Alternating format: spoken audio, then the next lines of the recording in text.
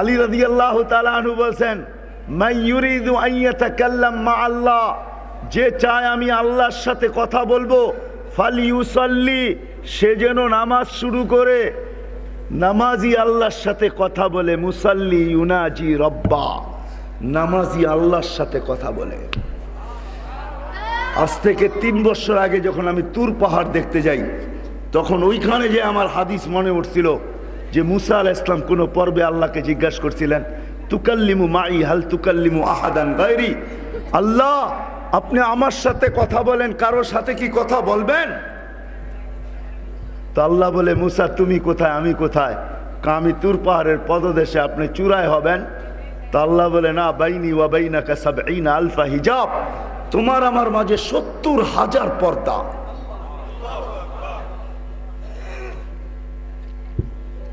কুল্লা হিজাব আলফা সানা, প্রত্যেক পর্দা ১০০০ বৎসরের রাস্তা। আনা ওয়ারা আল হিজাব, আমি পর্দার ওই পারে, তুমি এই পারে। সাতাতি উম্মাতুন, এক উম্মত আসতেছে মুসা, ইজতাবাইনাহুম, আমি তাদেরকে বাইসা বাইসা বাইসা বাইসা আলাদা করে রেখা দিছি। এই জন্যই কোরআনে আরেক জায়গায় আমাদেরকে বুঝায়, হুয়াজতাবাকুম, আল্লাহ বলে আমি তোমাদেরকে নির্বাচিত করছি বাইসা বাইসা। সোনাগাজীর বাজারে যায় যেরকম তুমি টিপা টিপা ফল কিনো, ভালোটা তোমার প্যাকেটে রাখো, তারপরে বলো ওজন করো, আল্লাহ বলে আমি এক উম্মতকে সমগ্র মানব জাতির ভিতর থেকে বাইসা বাইসা আলাদা করে টুকরিতে রেখা দিছি, এটা আমার বন্ধুর উম্মত হিসাবে পাঠাবো। তো মুসা আমি বাইসা রেখা দিছি আলাইহিস সালাম, এদের সাথে আমি কথা বলবো। ফালা হিজাবা বাইনি ওয়া বাইনাহুম, এদের সাথে যখন আমি কথা বলবো তো আমার মাঝে এদের মাঝে কোনো পর্দা থাকবে না, না, না, না, না। তো মুসা আলাইহিস সালাম জিজ্ঞাসা করছে, আল্লাহ কখন কথা বলবে এরা আপনার সাথে? তা আল্লাহ বলছেন, ঈদ হুম ইয়াসজুদুন, যখন তারা সেজদায় যাবে। এই জন্যই আমি বলি, ওর চেয়ে বড় হতভাগা নাই, ওর চেয়ে বড় কপাল পোড়া নাই, ওর চেয়ে বড় নিমক হারাম নাই, ওর চেয়ে বড় অকৃতজ্ঞ নাই, ওর চেয়ে বড় নিকৃষ্ট নাই। হায় হায়, শুধু আমি বলি না, শুকর পর্যন্ত বলে ঘুম থেকে চোখ খোলে। আব্দুল কাদের জিলানী রহমতুল্লাহ আলাইহি লেখছেন, শুকর বলে, কাইলা ইয়াকা ইলাহি কাইলা ইয়াকা আউয়ালা নাজরিন আলা মান লা ইউসাল্লি, ও মালিক আমার প্রথম দৃষ্টিটা যেন কোনো বেনামাজির উপরে না পড়ে। আমি তো অল্প কয়েকটা শব্দ আনছি যে ওর চেয়ে নিমক হারাম কেউ নাই, ওর চেয়ে অকৃতজ্ঞ কেউ নাই, ওর চেয়ে কপাল পোড়া কেউ নাই, ওর চেয়ে হতবাগা কেউ নাই। আল্লাহ ডাকলো আর মসজিদে আসলো না। আল্লাহ বলে যখন এরা সেজদায় যাবে, এই জন্য হাদিসে আছে, ইদা সাজাদাল আব, যখন বন্দা বান্দি সেজদায় যায় তো আল্লাহ চিৎকার দিয়া বলে, মালাইকাতি, ও আমার ফেরেশতারা, ইরফা হিজাব বাইনি ও বাইনা আবদি, আমার আর বন্দা বান্দির মাঝের পর্দাগুলাকে সরা, সরা দে পর্দাগুলা। কেন? ইদান ইউনাজি আবদি, এখন বন্দা আমার সাথে কথা বলবে। আস-সাজিদু ইয়াসজুদু আলা কাদামাইর রহমান, সেজদাকারী আল্লাহর কুদরতি পায়ে মাথা রাখে, মাথা। কিসের? আল্লাহর কুদরতি পায়ে। আর যুবকদের জন্য আলাদা, যুবকরা যখন সেজদায় যায় তো আল্লাহ ফেরেশতাদেরকে ডাইকা বলে, উনজুর ইলা হাদা শাব মাযা ইয়াফআল, এই যুবক কি করতেছে বল। তো ফেরেশতারা বলে, জাআলা আজলাহু ওয়া মাজালাহু লিআজলিক, সবকিছু বিসর্জন দিয়ে আপনার কুদরতি পায়ে মাথা ঠেকায়া দিছে। তো আল্লাহ বলতে থাকে, ফাশহাদু, তোমরা সাক্ষী থাকো, হাদা আবদি হাক্কা, এ আমার পারফেক্ট বান্দা, ইন্নী উবাহি বিহিল মালাইকা, আমি তোমাদের উপরে যুবককে নিয়ে গর্ব করে থাকি। তৃতীয় নম্বর, যখন সে সুবহান বলে চিৎকার দেয় তো আল্লাহ বলে, সাব্বাহতানি, যুবক তুই আমাকে পবিত্র বললি, সাব্বাহতুক, তোকে গুনার থেকে মাফ করে পবিত্র বানায় দিলাম। যখন যুবক আলা বলে তো আল্লাহ বলে, আলাইতানি, তুই আমাকে মহান বললি, যা আলাইতুক, তোকে আমি মহান বানাইলাম। কিরকম মহান, এটার দিকে আমি যাইতেছিলাম, ওইখান থেকে বাহিরে চলে আসছি। এরকম যুবক যখন নামাজের উপরে টিকা থাকতে থাকে, নামাজ পড়তে থাকে, চলতে থাকে, তো একদিন আসে আল্লাহ ওই যুবককে দেখলে লজ্জা পান। যেটা আমি বলতে যাইতেছিলাম যে এই দেশ নড়ে চড়ে কিন্তু পড়ে না, এরকমও লক্ষ লক্ষ যুবক বাংলাদেশে আছে, আপনি পাবেন যারা রোডে গাডে হাটে বাজারে সর্বস্ত যাদের বিচরণ, যারা আল্লাহর ভয়ে নিজেদেরকে লজ্জাপতির মতো গুটায় নিছে, এরকম যুবক হাজারো আছে এই জমিনের ভিতরে। এই জমিনের ভিতরে হাজারো আছে যাদেরকে দেখা আল্লাহ নিজে বলেন লাউলা ইয়া শাবাব, ও যুবক তুই যদি না থাকতি লাজালতুস সামা হাদিদা, আমি কবে আকাশকে লোহার বানায় দিতাম, ওয়াল আরদা সাফসাফা, কবে জমিন তামার হয়ে যেত, ওয়াল আরদা রামাদা, মাটিগুলাকে কবেই না বালু বানায় দিতাম, ওমা আনজালতু মিনাস সামাই কাতরা, আকাশ থেকে একটা বৃষ্টির ফোঁটা না, ওমা আমবাততু মিনাল আরদি হাব্বা, জমিন থেকে একটা শস্যের দানা না, বাল আনজালতু আলাইহিমুল আযাবা সাব্বা, একের পর এক আযাব দিয়ে ধ্বংস করে দিতাম। কিন্তু যুবক তোর দিকে তাকাইলে আর পারি না। এরকম যুবক বাংলাদেশে হাজার হাজার লক্ষ লক্ষ পাবেন। জান জান জান জান জান বৃহত্তর নোয়াখালীতেও পাবেন, ফেনীতেও পাবেন, লক্ষ্মীপুরও পাবেন। দুনিয়ার বাংলাদেশের বড় বড় মাদারিসগুলোতে যান, দেখবেন এরকম হাজার হাজার যুবক আছে যারা আল্লাহর ভয়ে নিজেদেরকে গুটায় বসায় রাখছে। না নাই? হ্যাঁ, যান ইউনিভার্সিটি কলেজেও যান, ওইখানেও আপনি পাবেন। দাওয়াত ও তাবলীগের আলহামদুলিল্লাহ হক্কানি উলামাদের মেহনতের কারণে, হক্কানি উলামাদের পিছে চলা হাজারো ইউনিভার্সিটি কলেজ মেডিকেলের ছাত্রদেরকে পাওয়া যাবে যারা নিজেদেরকে আল্লাহর ভয়ে লজ্জাপতির মতো গুটায় আনিছে। এই জন্য আমি জায়গায় চলে আসছি, কিন্তু যেখান থেকে এই দেশ নড়ে চড়ে কিন্তু পড়ে না। আরে মেরে দোস্ত, মুসা আলাইহিস সালাম আল্লাহর সাথে কথা বলছে, শর্ত কিন্তু চারটা। কয়টা? কয়টা? কয়টা? তুর পাহাড় হইতে হইতো, তুর পাহাড় ছাড়া উনি কথা বলতে পারতেন না। পারতেন? তুর পাহাড়ে গেলেই জুতা খুলতে হইতো, ঠিক না? সময় নির্ধারিত ছিল, এই সময় আসবে তো বলবো, নাইলে বলবো না। কথা নির্ধারিত, কথার মাত্রা নির্ধারিত ছিল। আজকে এতটুক বলো, বাকিটা কালকে বইলো। এই উম্মতকে তো আল্লাহ নিজের কালামই উঠে দিয়া দিছে। কোরআন কিতাব না, কোরআন তো কালাম। কালাম কার কালাম? কার কালাম? কালামের অর্থ কি? আল্লাহর। আলী রাদিয়াল্লাহু তাআলা বলছে মান ইউরিদুল্লাহু ইয়াতাকাল্লাম মাআহু ফালইয়াতলুল কুরআনাল কারীম, যে চায় আল্লাহ আমার সাথে কথা বলুক সে যেন কোরআনে কারীম পড়ে। কিন্তু আফসোস, এই মজমার বেশিরভাগ মানুষ কোরআন পড়তে জানে না, ঠিক না? রাগ হয়ে গেলেন? হ্যাঁ, আপনি পড়তে জানেন না, এটা নিয়ে আমার কোনো আফসোস নাই। কিন্তু আমার এক জায়গায় আফসোস আছে, এইখানে বেশিরভাগ এরকম মানুষ পাওয়া যাবে যে সারা বৎসরে একবারও কোরআনটাকে উঠায়া মোহাব্বতের সাথে চুমা দিয়া, চোখে লাগায়া, মাথায় রেখা, বুকে ধরা, একটু চাইপা ধরা রাখে, এরকম লোকের সংখ্যা এখানে বহুত পাওয়া যাবে যে বৎসরে একবারও কোরআনটাকে চুয়া দেখে না। আমার আফসোস এইখানে। হায়, আপনি যদি পড়তে পারেন না, এটা নিয়ে আমার আফসোস না। আমার আফসোস হলো, হায়, আপনি যদি সকাল বিকাল উঁচু করে কোরআনটাকে হাতে নিতেন, মহব্বত করে একটা চুমা দিতেন, একটু চোখে লাগাইতেন, একটু মাথায় রাখতেন, একটু বুকে ধরতেন, আর যদি বলতেন একটা চিৎকার দিয়া, হাদা কালাম রব্বি, এটা আমার রবের কালাম, আমি পড়তে পারি না, আমি মোহাব্বত তো করতে পারি, ও মালিক আমি পড়তে পারি না কিন্তু আমি মোহাব্বত করি, এতটুকুই যদি করতেন, এতটুকুই যদি করতাম, তাইলে আমাদেরকে আরো আল্লাহ উপরে উঠে নিয়ে যেত। কোরআন হাবলুল্লাহিল মাতিন, আল্লাহর ওই রশি, যেটাকে মোহাব্বতের সাথেও ধরবে তাকেও আল্লাহ টাইনা নিজের কাছে নিয়ে যাবে। কার কাছে? কার কাছে? নিজের কাছে নিয়ে যাবে। ও সোনাগাজীর মানুষ, সোনাপুরের মানুষ, সোনাপুর না আপনাকে? সোনাপুরের মানুষ, হায় হায় হায় হায় হায়, সোনাগাজীতে যায় ডাক্তারের কাছে সিরিয়াল দিয়া বসে থাকেন, ঠিক না? কি ফাও ভিজিট ছাড়া? হ্যাঁ, কি ভিজিট লাগে না লাগে না? হ্যাঁ, ভিজিট দিয়া লাইন লাগায় বসে থাকেন, মাঝে মাঝে যে হাতে পায়ে ধরেন, ঠিক না? আমি বেশি অসুস্থ, আমাকে একটু আগে দেখা দেন, আমি অনেক দূর থেকে আসছি, ঠিক না? আফসোস আফসোস আফসোস আফসোস। ও উম্মত, কোরআনের ভিতরে শেফা রাখা ছিল। ওয়ানুনাজ্জিলু মিনাল কুরআনি মা হুয়া শিফা।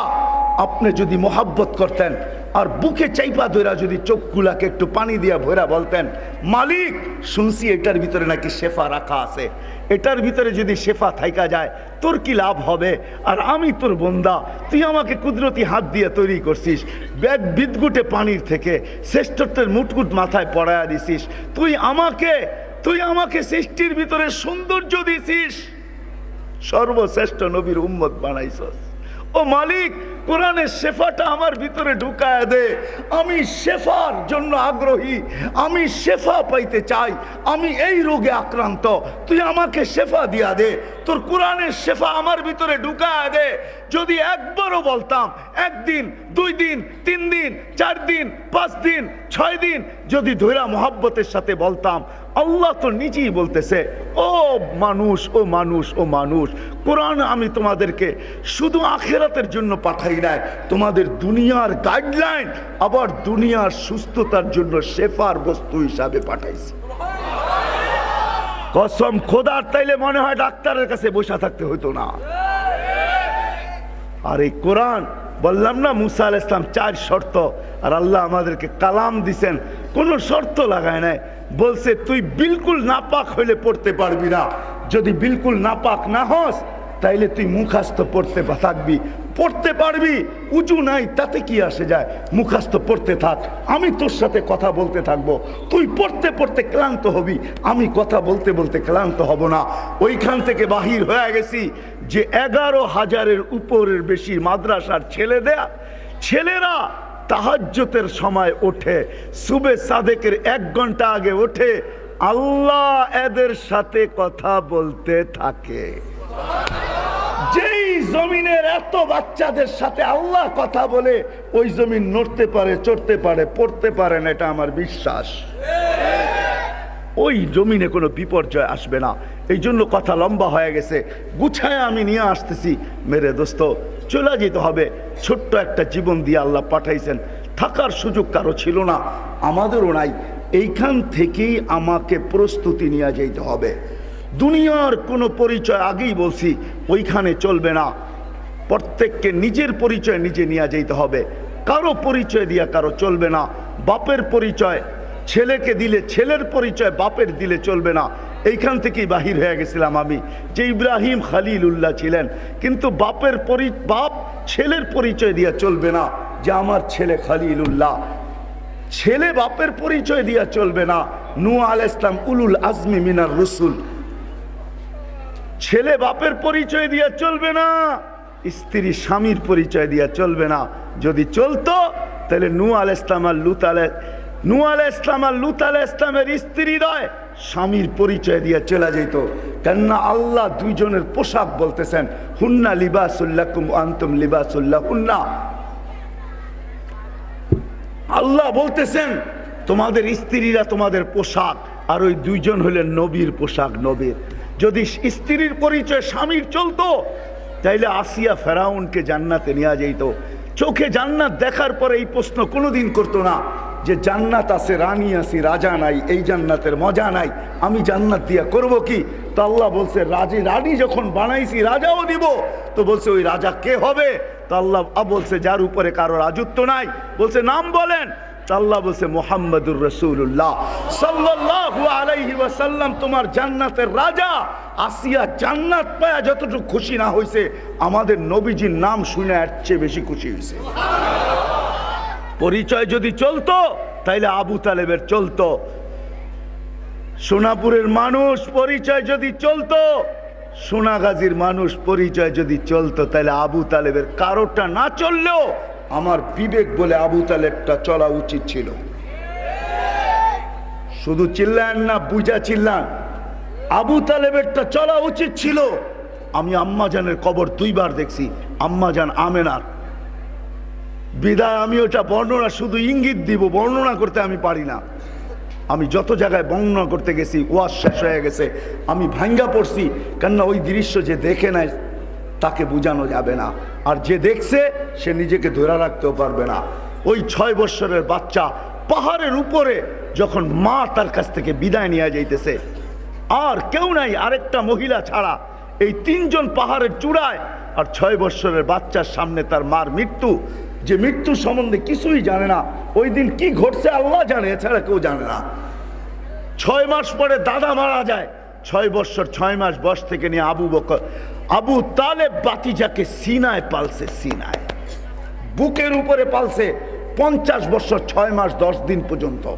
যেই দিন আল্লাহ রসুলের বয়স 50 বৎসর 6 মাস 10 দিন, ওদিন আবু তালেব দুনিয়ার থেকে বিদায় নেয়। বোঝা গেল 44 বৎসর 10 দিন বাতিজাকে পালছে। আর ইতিহাস বলে আবু তালেব যতদিন মক্কায় ছিল কোনো মা লাল জন্ম হয় নাই, যা আবু তালেবের উপরে আঙ্গুল উঠাবে আর আঙ্গুল সাথে সাথে পাঞ্জার থেকে পৃথক হবে না, এরকম কোনো লাল লাল জন্ম নেয় নাই, যার বাহাদুরি এতটুকু ছিল। হ্যাঁ, আবার অবরোধ করবে আবু তালেবকে, এরকম মাল লাল জন্ম নিছে মক্কায়।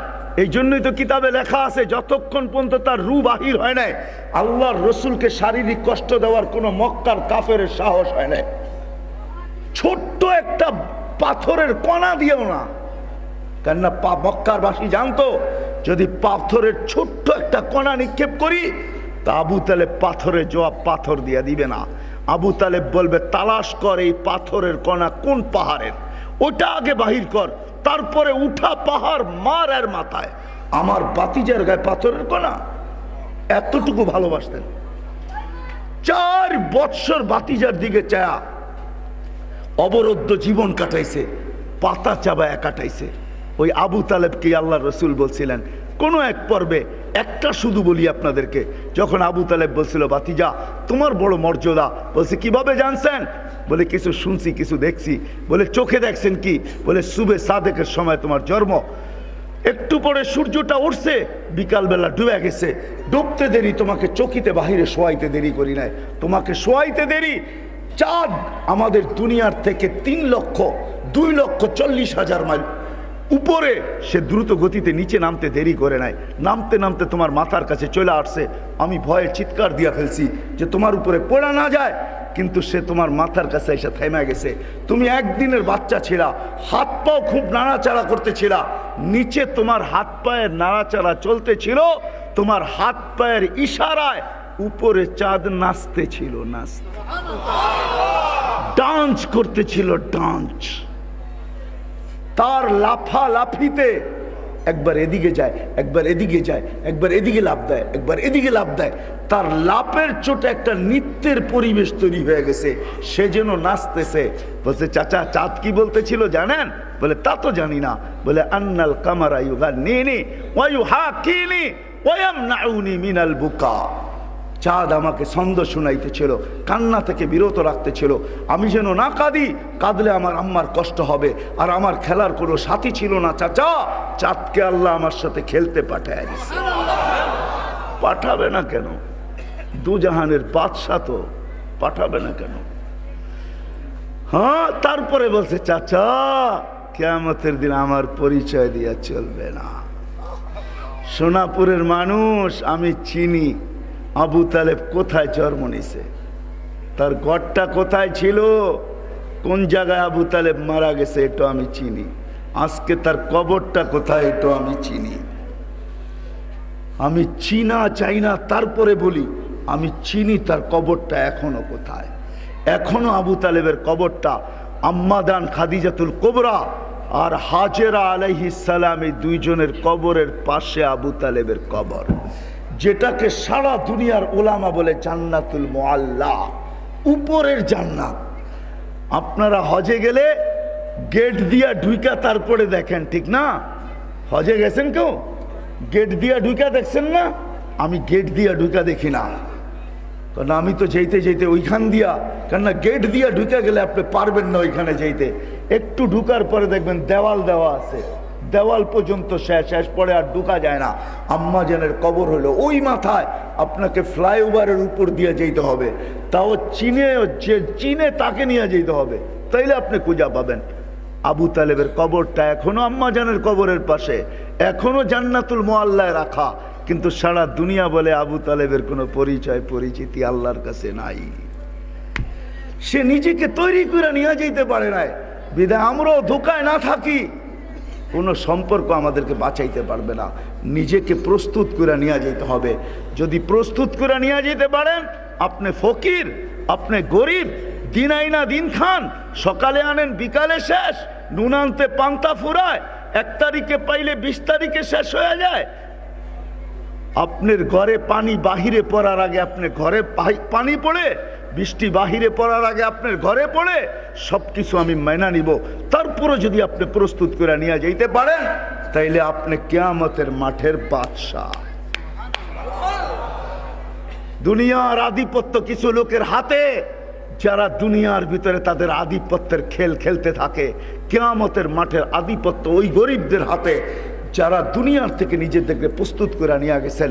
এই জন্যই হাদিসে আসছে, এদেরকে ফেরেশতারা হিসাবের জন্য ডাকবে, ইতু ইলাল হিসাব, হিসাব দিতে আসো।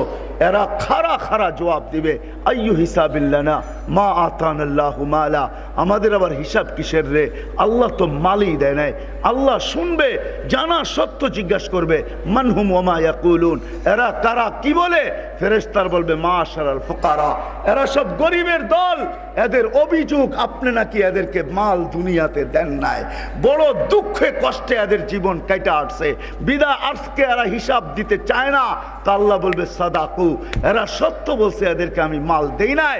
ফাকুলু, এদের কানে কানে বলে দাও, ইনতালিকু ইলাল জান্নাতি বিগাইরি হিসাব ওয়ালা কিতাব, হিসাব কিতাব ছাড়া তোমরা জান্নাতে চুপে চুপে চলে যাও। দুনিয়ার ওয়ালারা দুনিয়াতে 60-70 বছর বক্ষণ করছে, 60-70 বছর এরা বক্ষণ করছে, 60-70 বছর এরা ব্যবহার করছে, 60-70 বছর এদের দাপট চলছে। আর তোমরা দেখছো, আর তোমাদের দিল জ্বলছে, দিল জ্বলছে তোমাদের। এমনও গরিব হয়, এমনও গরিব আছে বাংলাদেশে, ঈদের দিন সন্তানকে কাপড় দিতে পারে নাই, কোথাও থেকেও জোটে নাই, দিতেও পারে নাই, কিন্তু সন্তানের সামনে কাঁদতেও পারে নাই, তো অন্তরালে যে চোখের পানি ঝরাইছে। আর মালিককে বলছে, মালিক কোন দিন নিয়ে আসলি, আজকে সন্তানদেরকে একটা ঈদের কাপড়ও দিতে পারলাম না। ওই ঘরের মাও দেখা গেছে সন্তানের সামনে কাঁদে নাই, যদিও সান্ত্বনা দিছে, তোর বাবা চেষ্টা করছে, পারে নাই, দুঃখ করিস না, বাস ভালো মতো একটু ধুয়া দিব, পরিষ্কার করে দিব, একটু ইস্তারি করে দিব, এটাই গায়ে দিস, এটাই নতুনের মতো দেখা যাবে।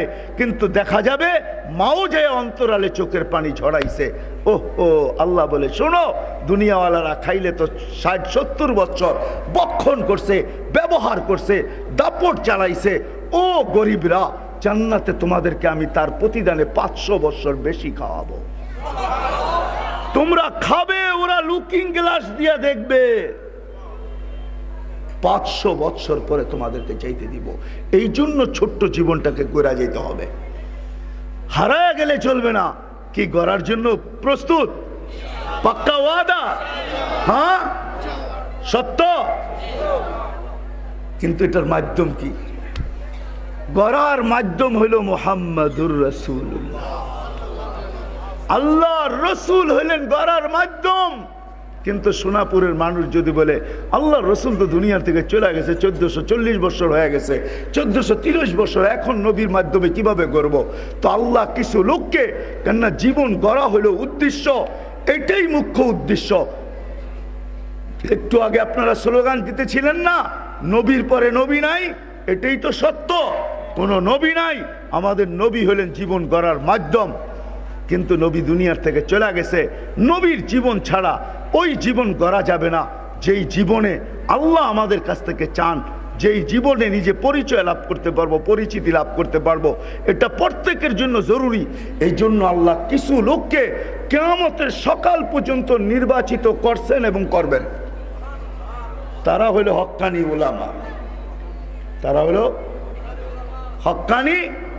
ওয়া আওরাসনাল কিতাব আল্লাযী নাসতাফাইনা মিন ইবাদিনা, কোরআন আমাদেরকে বলতেছে ওয়া আওরাসনাল কিতাবাল্লাযীনা ইসতাফাইনা, আল্লাহ বলছে নবীজি আপনার পরে কোনো নবী নাই, বন্ধু আপনার পরে কোনো নবী নাই, আপনি খাতামুন নবিয়্যিন। এটা স্বীকৃতি শুধু আল্লাহ দেন নাই, দুনিয়ার প্রত্যেকটা বালুর কণা পর্যন্ত এই কথা স্বীকৃতি দিছে যে আল্লাহর রসুল খাতামুন নবিয়্যিন। কারণ আমি আসছি অনেক দেরি করে মঞ্চে, আর যদি সময় থাকতো তাহলে আপনাদেরকে একটা একটা করে দেখাইতাম যে আমাদের নবীর শান কত বড়। আজকে সব এলাকায়, গ্রামে গঞ্জে, হাটে বাজারে সর্বস্ব নবীর শানের চর্চা হওয়া উচিত, সর্বস্ব নবীর সিরতের চর্চা হওয়া উচিত, নবীর কেরিয়ার। আজকে এই সোনাপুরের ঘরের গরিবের ঘরও পাওয়া যাবে 2-4-20 টাকার মাল আছে, ঠিক না? ভিক্ষুকের ঘরেও পাওয়া যাবে 2-4-20 টাকার মালপত্র আছে, কিন্তু সাহাবাদের ঘরে এক কাপড় ছিল, এক কাপড়। কিন্তু যা সুখ ছিল ওই সুখ আজকে আমাদের দেশের সবচেয়ে বড় ধনী যে, তার ঘরে ওই সুখ নাই। বস্তু মানুষের জীবনে সুখ দেয় না, নবীর কেরিয়ার মানুষের জীবনে সুখ দেয়, নবীর আদর্শ মানুষের জীবনে সুখ দেয়।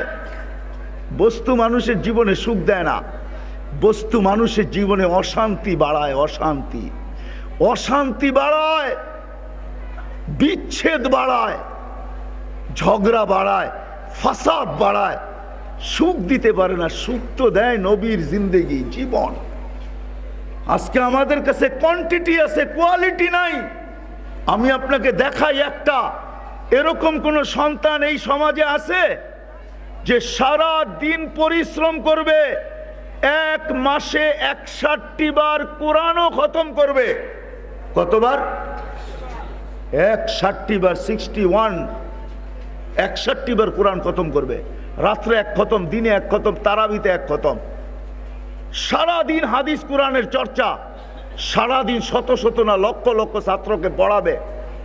রাত্রে আইসা মার পায়ে তেল মালিশ করতেছে আর পাও টিপা মাকে ঘুম পড়াইতেছে।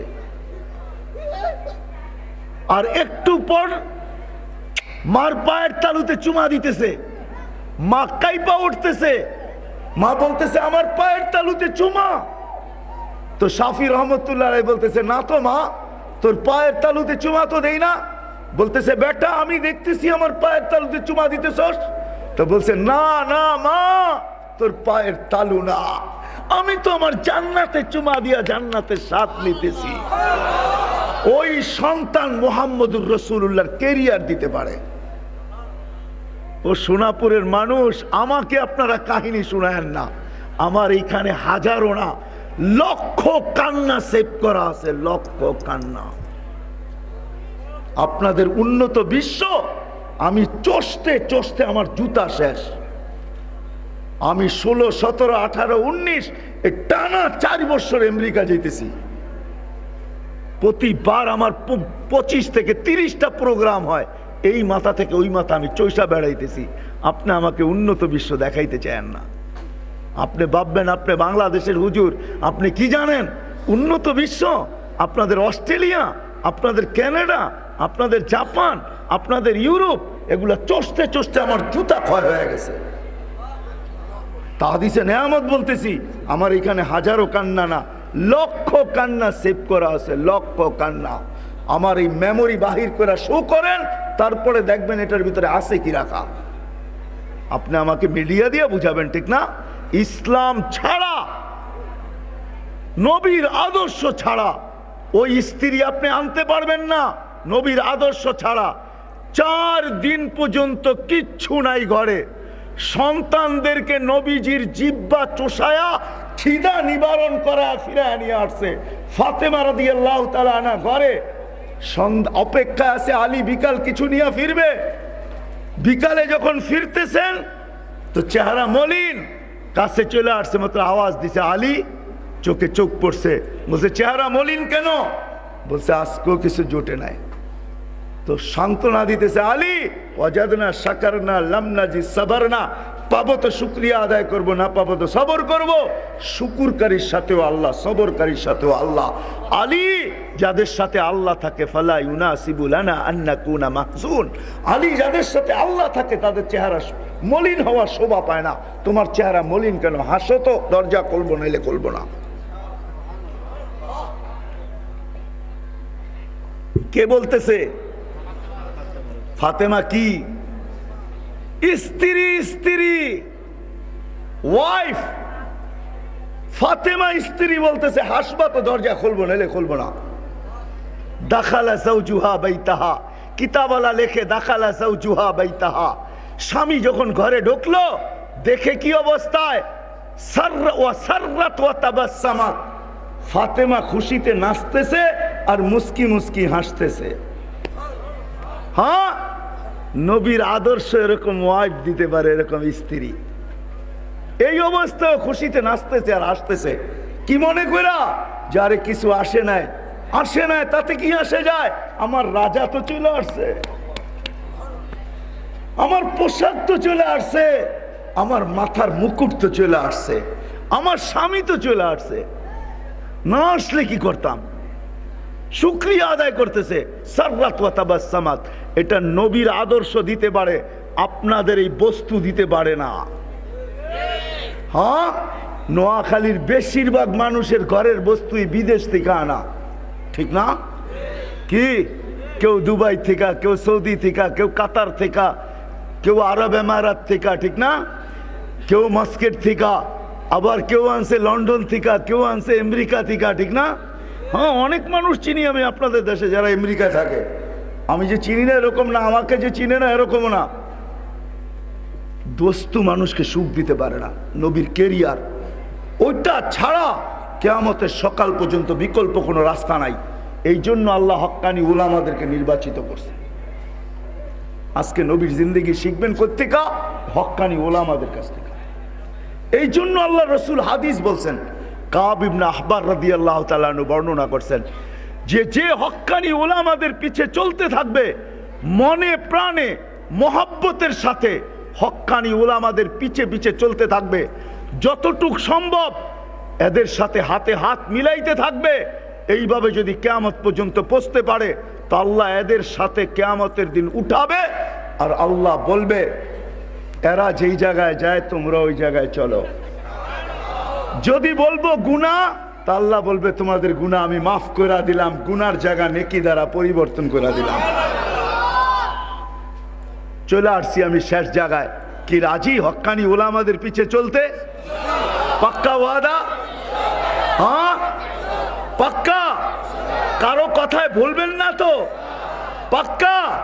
নামাক আল্লাহ কবুল। আর নবীজির সর্বপ্রথম নবী আইসা আমাদেরকে মেসেজ দিছেন, তারিখ অনেক লম্বা। আল্লাহর রসুল জন্ম নিতে দেরি, ওনাকে চাদরে রাখতে দেরি, উনি সিধা সেজদায় যেতে দেরি করেন নাই।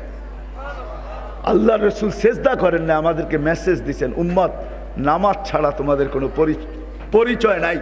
এই জন্য আল্লাহ রসুল পর্যন্ত দয়ার সাগর হওয়া সত্ত্বেও উনি পর্যন্ত বদদোয়া করছেন, আল জাফা কুল্লাল জাফা, অর্চে বড় জালেম, অর্চে বড় মুনাফিক আর কেউ নাই। যে আত্র 12:15 বাজতে চলছে, 12:15 পড়ায় 12টা বাজতে চলছে, পাক্কা ওয়াদা করো। আল্লাহ প্রথম আকাশে চলে আসছে, আহ্বান করতেছে, কে আল্লাহর কাছে চায় দেওয়ার জন্য। তোমাদের পায়ে হাত রেখা বলি, তোমরা মদিনার যুবকদের মতো হও, 5 ওয়াক্ত নামাজের জন্য নিজে অঙ্গীকার করো। আল্লাহ রসুল যখন মদিনায় যায় তো আল্লাহর কাছে দোয়া করছিলেন, আল্লাহ মদিনার যুবকদেরকে আমাকে দিয়া দেন। তো আল্লাহ দিয়া দিছিলেন। তো আল্লাহ রসুল বসায় বলছিলেন, নুসির তুবি শাবাব, আল্লাহ মদিনার যুবকদেরকে দিয়ে আমাকে সাহায্য করছেন। আমিও চাই এই মজলিসে, এই এলাকায় যত যুবক আছে তোমরাও মদিনার যুবকদের মতো হয়ে যাও। আজকের থেকে পাক্কা 5 ওয়াক্ত নামাজি হইয়া আমি চাই তোমরা কিয়ামতের দিন হাসান হোসাইনের হাতে হাত দিয়া, যেন তোমাদের সর্দার হবে হাসান হুসাইন, দুইজনের হাতে হাত দিয়া তোমরা জান্নাতে যাইতে পারো। এই জন্য তোমাদের কাছে দরখাস্ত, সকলের কাছে দরখাস্ত, কি 5 ওয়াক্ত নামাজ পড়বো তো? পাক্কা ওয়াদা? আর ছাড়বো না তো? বিলকুল। কালকের থেকে যদি ফোন করে জানি যে মুসল্লি বাড়ছে কিনা, সঠিক পাওয়া যাবে। আল্লাহ আমাকেও আমল করার তৌফিক দান করো, আপনাদেরকেও আমল করার তৌফিক দান করো। চান্দা তো হয়েই গেছে, যদিও চান্দা আমার দায়িত্ব ছিল না, কিন্তু আমি যেখানেই চান্দা হয় আমার সামনে আমার বড় দুঃখ লাগে। আমার বড় দুঃখ লাগে এটাই যে আপনি নিজের ফ্যামিলি